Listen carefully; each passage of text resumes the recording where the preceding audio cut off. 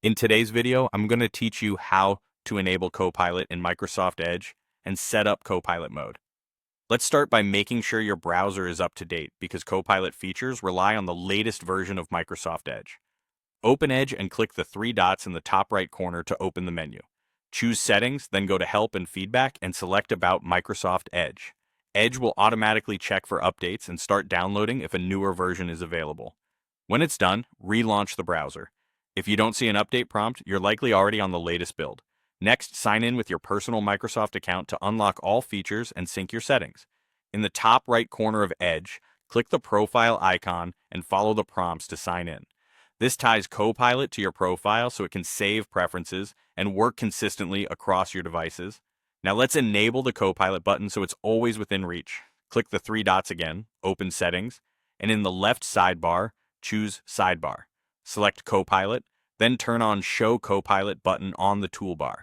You should now see the Copilot icon on the Edge toolbar.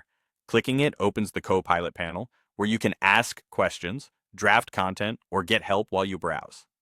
If you want Copilot to summarize or reference what's on the page you're viewing, there's an optional setting to allow page content access.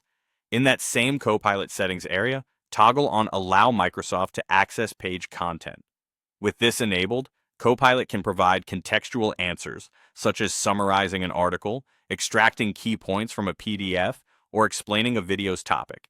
If you prefer not to share page content, you can leave this off or switch it off anytime. There's also a direct way to turn on a more integrated experience called Copilot mode. In the Edge address bar, go to aka.ms/Copilot mode. When the page loads, use the toggle to turn on Copilot mode. This streamlines the AI features in Edge, making the Copilot panel more readily available and ensuring the assistant can support you as you move between sites.